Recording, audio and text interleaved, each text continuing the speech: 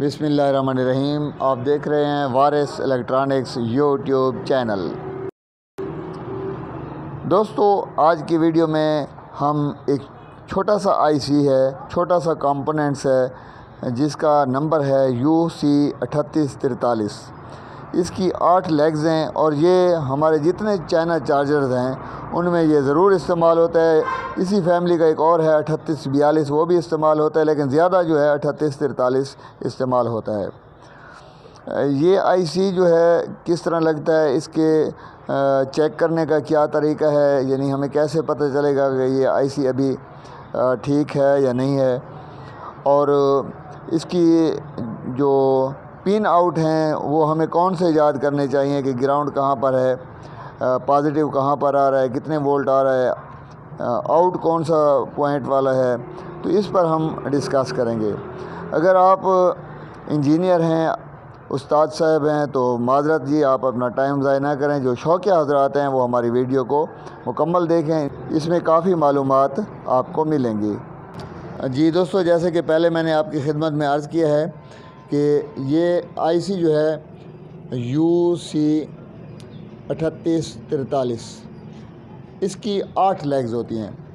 ये इस तरह से होते हैं कि ये काट वाला निशान अगर इस तरह आप रखें तो यहाँ से ये 1 2 3 4 5 6 7 8। अब इनमें हमें हम अगर मैकेनिक हैं और चार्जर बनाते हैं और इसमें ये आईसी इस्तेमाल होते हैं, इसके बुनियादी मालूमात जो हैं वो हमारे पास ज़रूर होने चाहिए। हमें पता होना चाहिए कि इसमें कौन सी जो है ग्राउंड है। सबसे पहले तो हम ये देखेंगे कि कौन सी ग्राउंड होती है।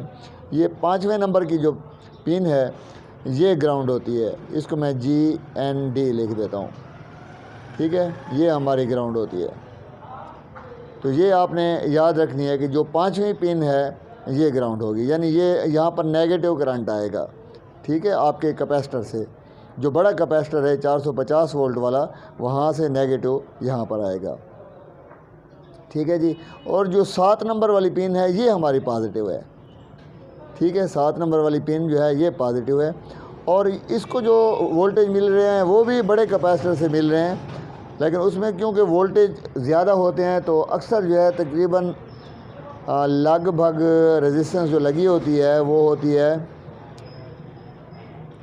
56 किलो ओम की रेजिस्टेंस लगी होती है, 2 वाट लगी होती है, और ये आगे जाकर कैपेसिटर के पॉजिटिव्स पर मिल रही होती है। यहाँ पर आपकी 2 रेजिस्टेंस भी हो सकती हैं, एक भी हो सकता है।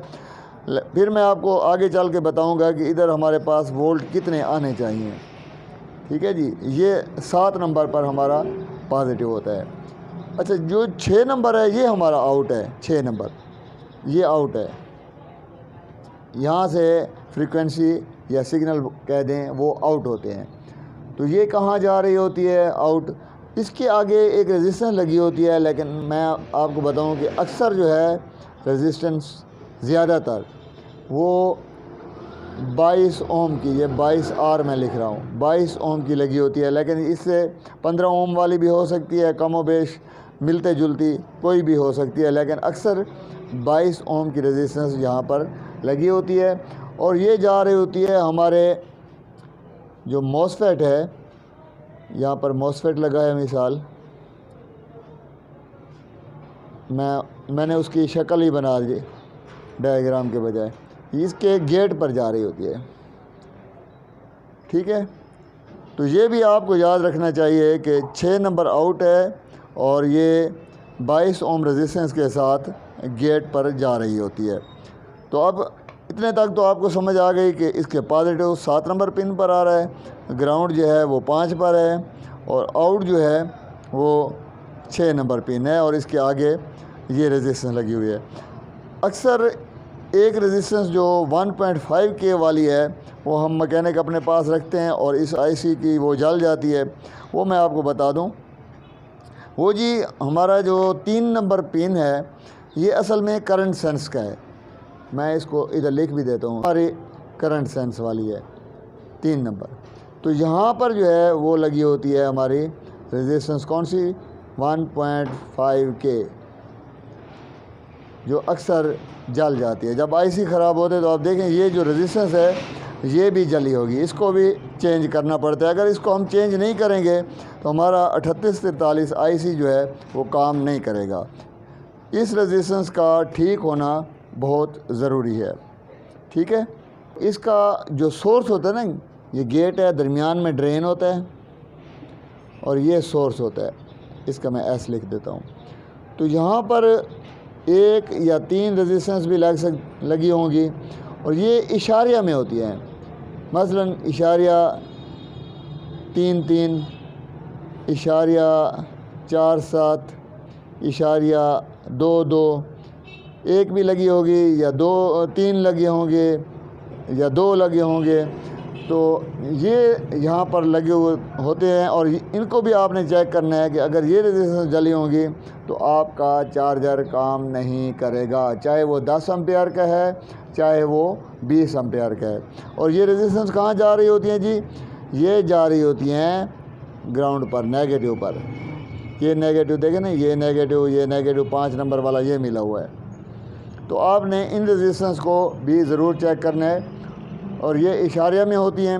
اگر آپ کے پاس اچھا ملٹی میٹر ہے تو آپ اس کے اوم چیک کر سکتے ہیں۔ اگر شک ہے تو کوئی بات نہیں، ان ریزسٹنس کو ریپلیس آپ ضرور کر لیں، ادروائز آپ کا یہ جو آئی سی ہے کام نہیں کرے گا۔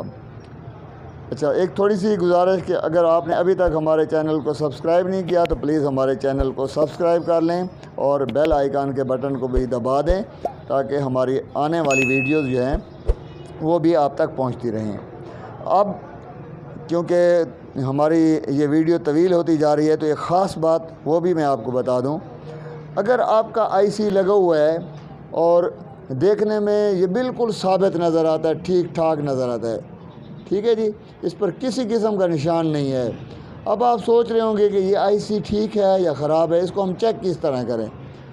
تو ایک دیسی جگاڑ ہے چیک کرنے کا، تمام میں کہنے کے اس طرح کرتے ہیں، میں بھی اس طرح کرتا ہوں، آپ بھی اس طرح کر سکتے ہیں کہ یہاں پر اس کی جو 7 نمبر پن ہے، یہاں پر آپ اپنے وولٹ میٹر سے ڈی سی وولٹ پر چیک کریں گے تو یہاں پر 8 وولٹ آنے چاہیے، یہاں پر 8 وولٹ پازیٹیو اور یہاں پر گراؤنڈ، اور ادھر ایک آگے آپ کو ایک چھوٹا کیپیسٹر ملے گا تو وہاں کیپیسٹر پر بھی آپ چیک کر سکتے ہیں، پن پر بھی چیک کر سکتے ہیں، یہاں پر 8 وولٹ آ رہے ہوں گے، ٹھیک ہے۔